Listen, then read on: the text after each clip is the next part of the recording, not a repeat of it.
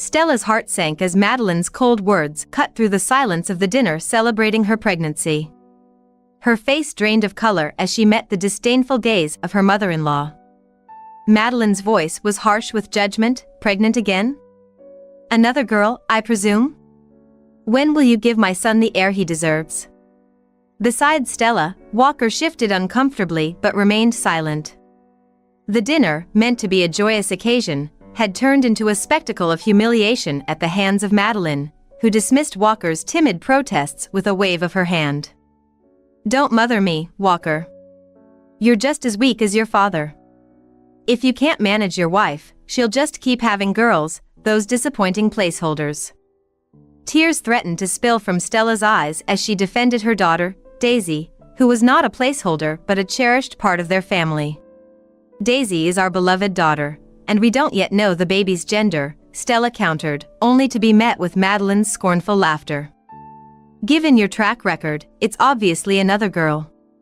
You're a complete failure at this. Shaken by Madeline's venomous words, Stella excused herself from the table, needing to escape before she broke down completely. Outside, she gulped the cool night air, her cheeks wet with tears. How could Madeline be so cruel? The footsteps sounded, and Stella braced herself for more harsh words, but it was Walker, his expression sad and apologetic. Stella, I'm so sorry. She's totally out of line, he whispered, taking her hand. Yet, as Stella listened to Walker's feeble excuses, her frustration grew. She had endured 8 years of Madeline's cruel remarks and realized Walker might never confront his mother. Disillusioned, she saw the grim reality of their marriage and Madeline's unyielding influence. Resigned, Stella returned inside, leaving Walker alone with his justifications. As she re-entered the kitchen, Madeline, smoothing her silk blouse with a smirk, dropped a bombshell. I have news that might interest you. Concerned about the family legacy, I introduced Walker to a young woman, Alina. She's capable of giving him the son he needs. Stella was aghast. Madeline had brazenly sought to replace her in her own marriage. The audacity and sheer malice of the act left Stella speechless and seething. You brought another woman into our marriage, she managed to say, her voice thick with disbelief. Madeline's response was dismissive. Don't be so dramatic, she scoffed, confirming the depths of her cruel intentions. Stella realized then that her struggle against Madeline's tyranny was far from over, but now, she knew the battle lines were drawn not just around her marriage but around her very dignity and place in the family. Madeline's heartless words landed like physical blows. I'm doing what's best for my son's future. Clearly, you're not capable of that, she declared with casual cruelty that was shocking in its lack of empathy. Overcome with outrage, I couldn't hold back any longer. You cruel, manipulative witch! I yelled, my anger boiling over. Does Walker even know about this disgusting plan of yours? At that moment, Walker entered the room, awkwardly accompanied by a strikingly dressed woman I assumed was Alina. The guilty look on Walker's face confirmed my worst fears. You allowed this? Your mother brought another woman into our marriage to have your child? I stammered, my world spinning. Walker avoided my gaze. Stella, we've talked about the importance of continuing the family line, he muttered. Enraged by his passivity, I shouted back, unable to care about the harshness of my words. So you're just letting your mother sell you out to the first bidder to get what she wants?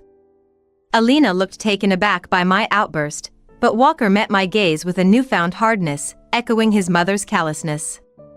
This is for the greater good, Stella. If you were fulfilling your duties, we wouldn't need to go to these extremes, he said coldly, his words pierced through me like icy daggers. This betrayal, supported enthusiastically by his mother, was the ultimate humiliation. Madeline laughed at my shock, her cruelty unabated. Don't worry, dear. Once Alina has done her part, you can focus on our granddaughter. We wouldn't want you feeling utterly useless. Her mocking was the last straw. With a primal cry, I picked up a heavy ceramic vase and threw it with all my strength. It hit Madeline squarely, breaking upon impact and sending shards and blood scattering. Alina screamed as Madeline fell, clutching her face in agony. As the dust settled, Walker's face was a mixture of shock and horror. In that unrestrained moment, I knew my marriage was irreparably damaged. There was no coming back from this betrayal. Madeline's manipulations had torn through the fabric of our lives, leaving nothing but a desire for retribution. As Madeline's cries waned, I stood defiantly, my fists clenched, staring down at the figure of my monstrous mother-in-law on the kitchen floor. Walker's look of shock was matched by Alina's fear as she realized the severity of the situation. You're insane," Madeline finally gasped, her voice thick with pain and anger. "This is my home," I shot back, the fury surging within me once more.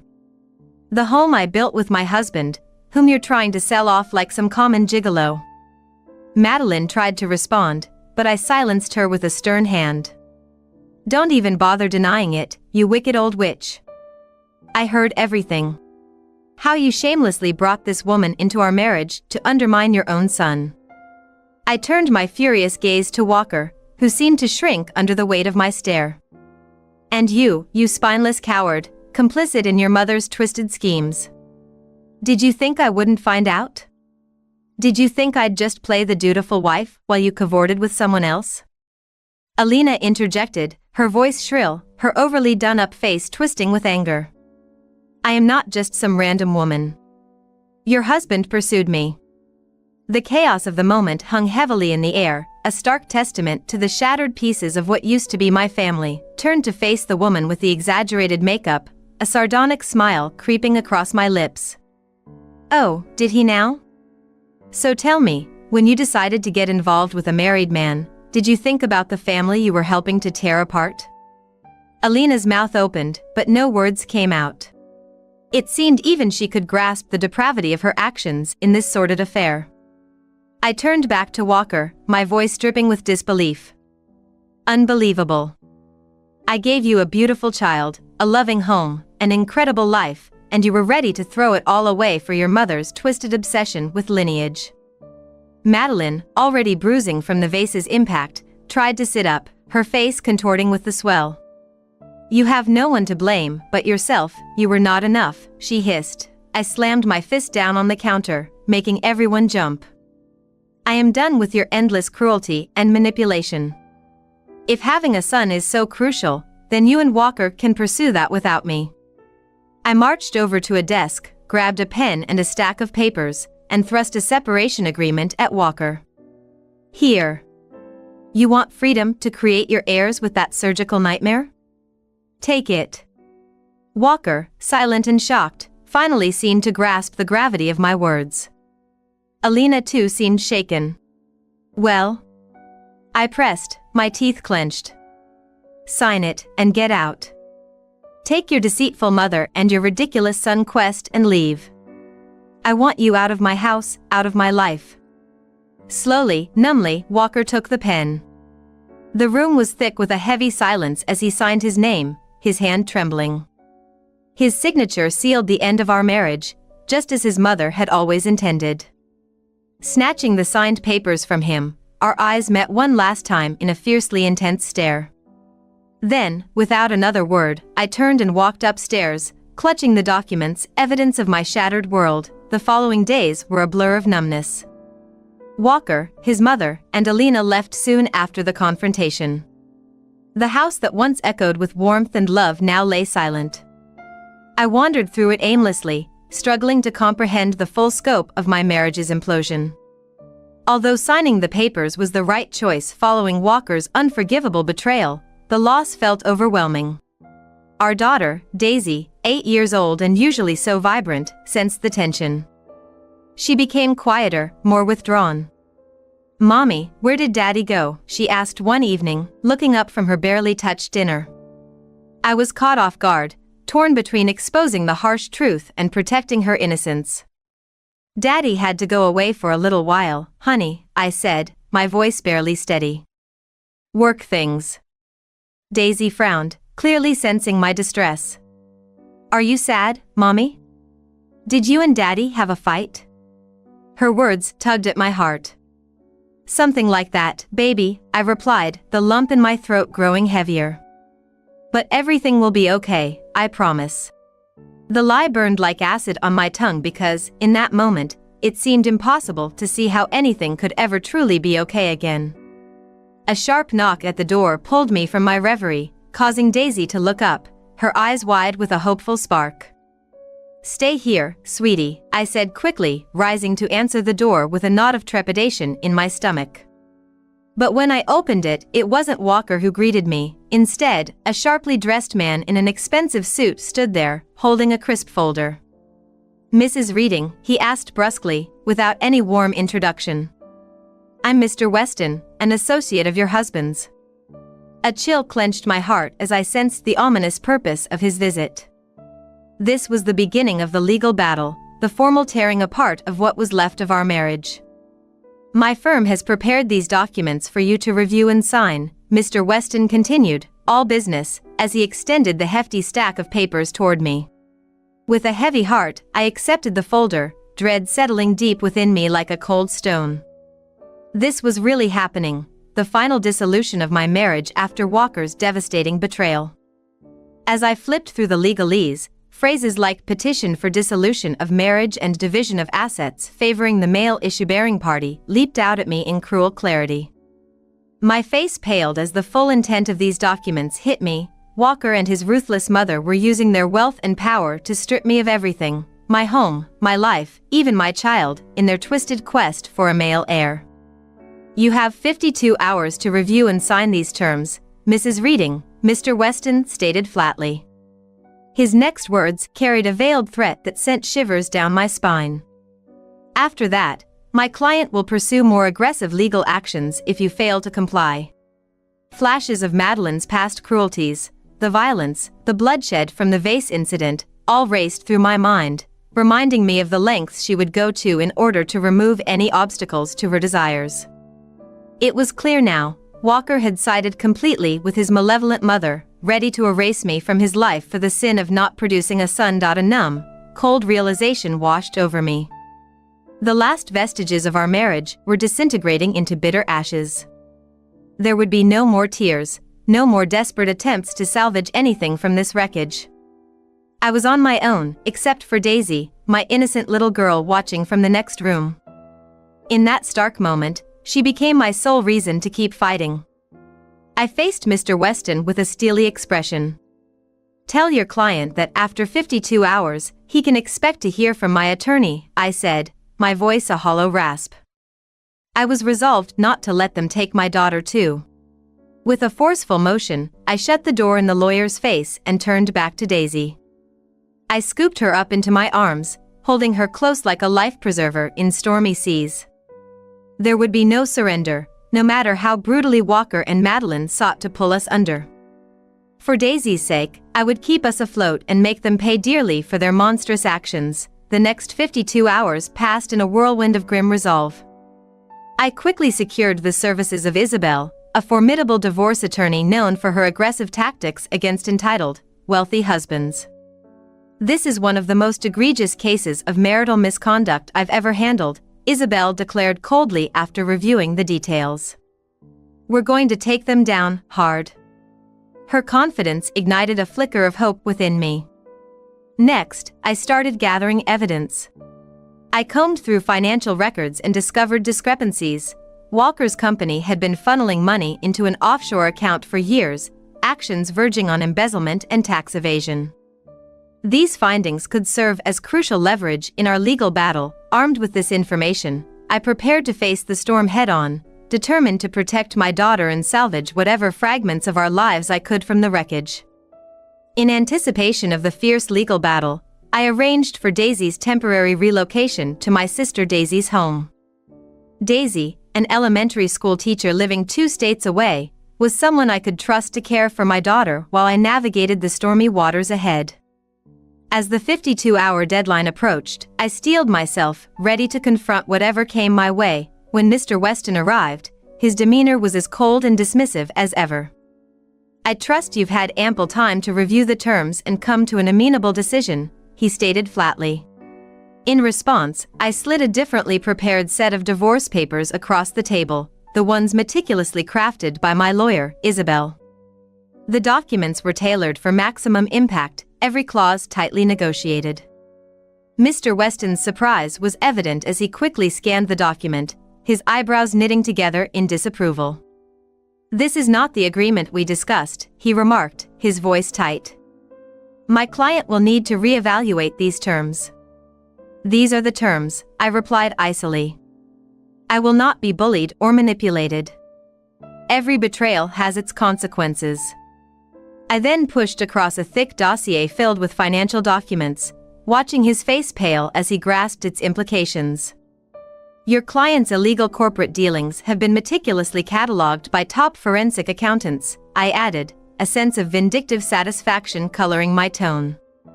"Any attempt to deprive me of my legal rights and claim over my daughter will be met with the full public exposure of these records."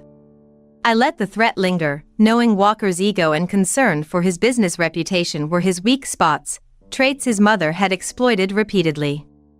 Now, I wielded that leverage against them. Maintaining a stoic facade, Mr. Weston studied the documents closely, his jaw twitching almost imperceptibly. "I will present this counteroffer to Mr. Weston in full," he finally said, his voice tense, "contingent on these materials remaining discreet for now." "See that you do," I responded curtly.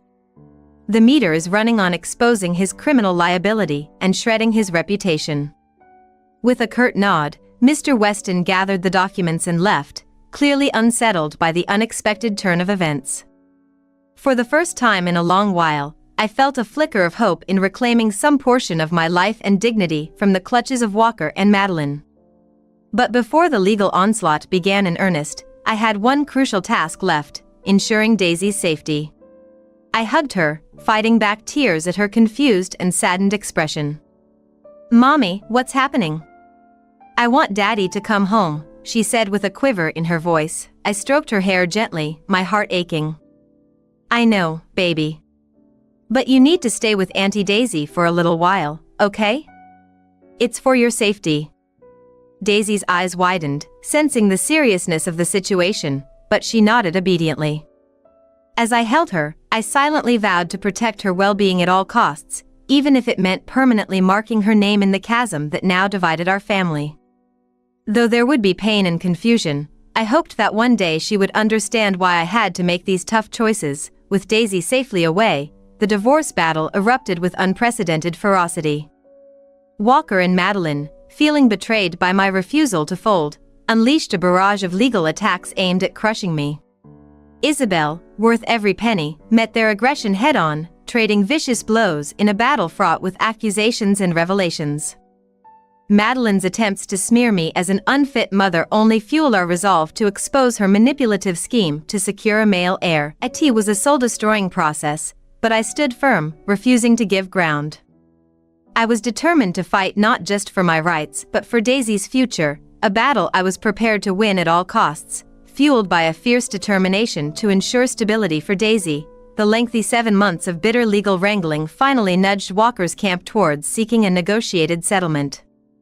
They were eager to end the relentless hostilities and prevent any further scandalous revelations that might have erupted. The conference room was heavy with a tense silence as the legal teams assembled. Walker walked in, his posture rigid yet his eyes shadowed from the prolonged strife. Following him, Madeline entered, her features slightly disfigured by faint scars, a lasting reminder of the vase incident, and her trademark sneer still intact. The usual pleasantries were skipped, a sign of how frayed relationships had become. We went straight to the point. "My client is willing to offer a fair distribution of the marital assets, provided certain conditions are met," Isabel declared firmly. One key demand was the permanent relinquishment of any custodial claims over Daisy. It was a painful concession for me, but crucial for securing my daughter's future.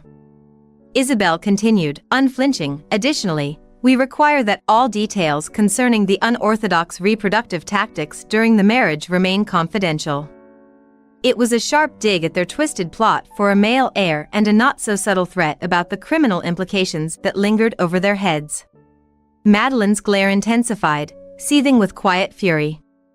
Their lead counsel, though clearly displeased, admitted, "While such terms are unusual, we are prepared to agree to this equity distribution, provided there is indemnity against any future claims.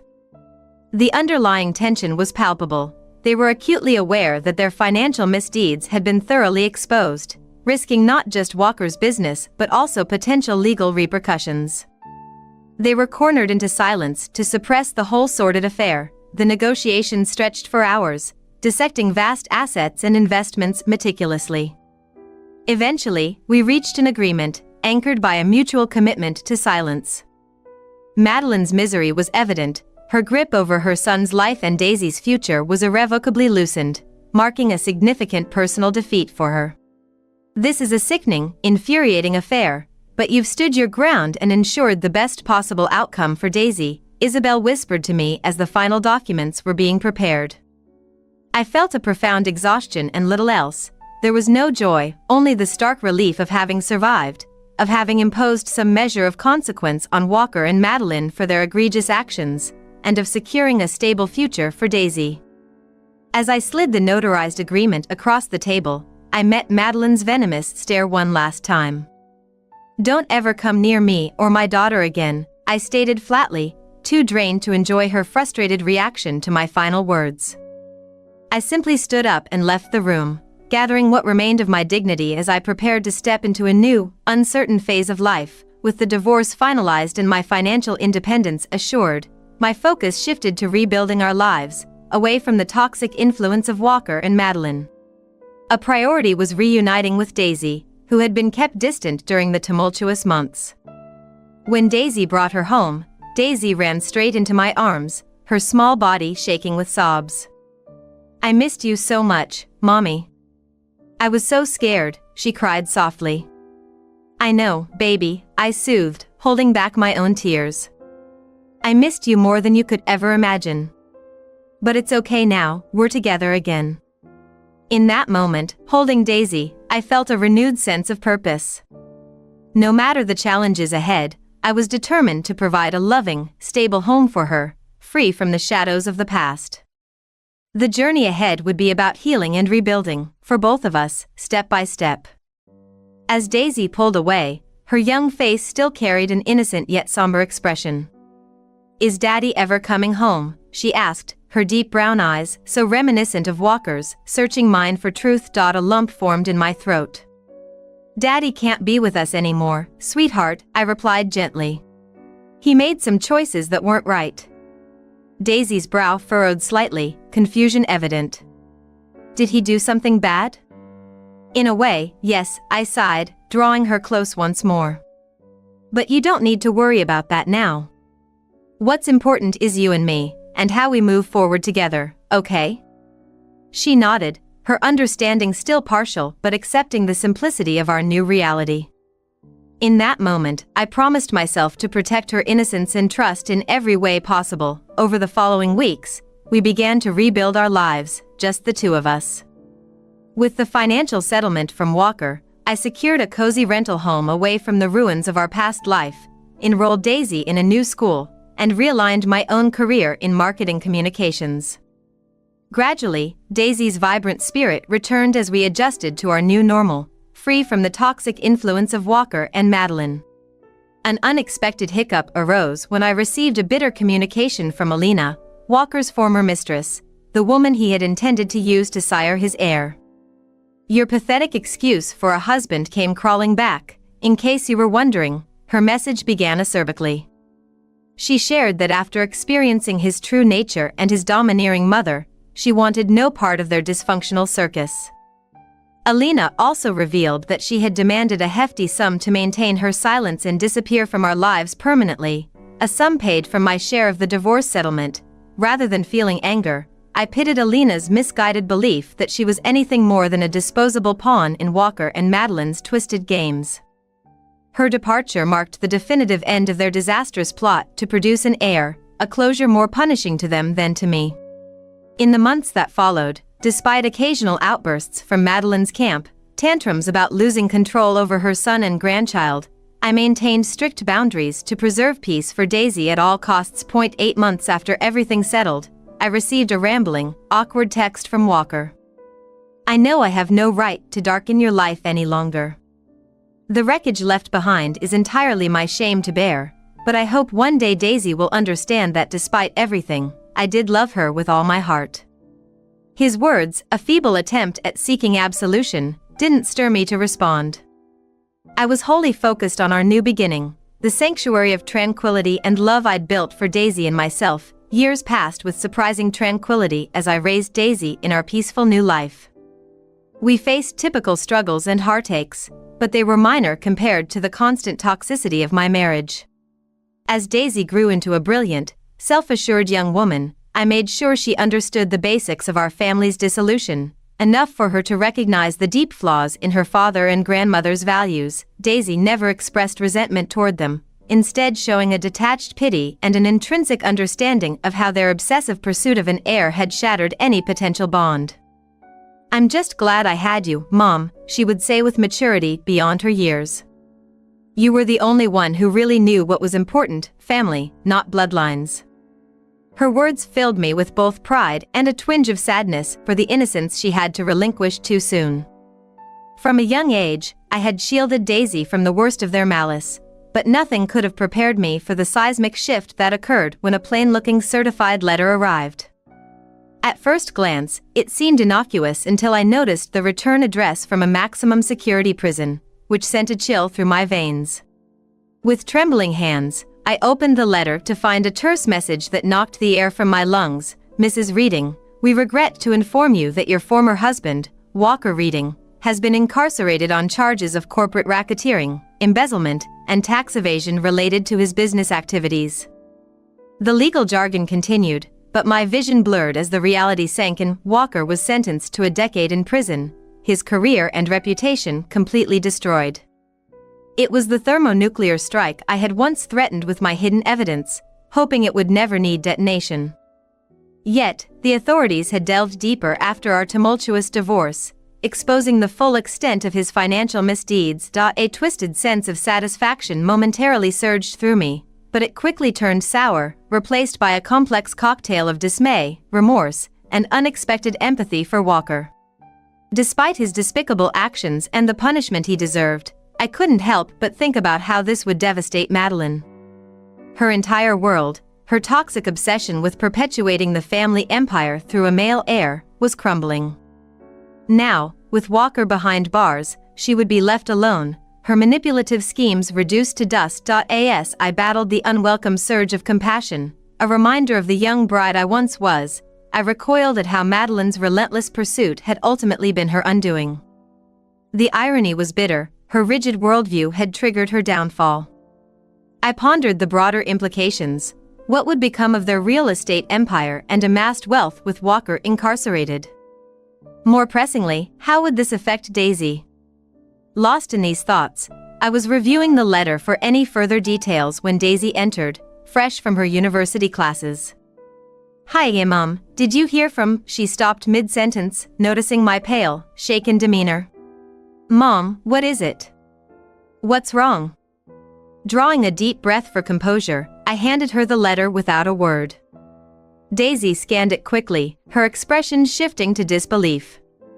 "Oh my God, Dad's in prison," she uttered, looking up at me, the shock and hurt clear in her eyes. I pulled her into a comforting embrace, stroking her hair as I had when she was a child. "I know, honey, it's a lot to process," I murmured. After a long moment, she pulled back, her eyes resolute, her voice steady. "This doesn't change anything for us, Mom. His mistakes, his crimes, that's on him. We've built a good life, beyond his mistakes and grandmother's madness." Daisy squeezed my hands firmly, her warm smile reflecting the resilient spirit she'd inherited. Maybe this can be the end of it all, a fresh start, free from his shadow and her poison for good. Looking into her wise, determined eyes, I felt a surge of pride and love. She was right. As the monumental shockwave of Walker's imprisonment and Madeline's impending isolation reverberated, we stood solidly together, undisturbed and free. Perhaps this was the cosmic realignment we needed, setting the scales right at last. Pulling my brave, beautiful daughter close, I felt the burdens of our dark family history begin to peel away, like shedding old skin. In their downfall, brought on by their own lies and lust for power, I had found a quiet strength. In their self-ruination, I had not only survived, I had triumphed, my resilience echoing through the life we continued to build together. My quiet resilience and the unbreakable bond of love I shared with Daisy had triumphed over the generational conflict. As their self-made kingdom of entitlement crumbled to dust, the echo of my steadfast declaration to Madeline from years past resonated stronger than ever: don't ever set foot near me or my daughter again.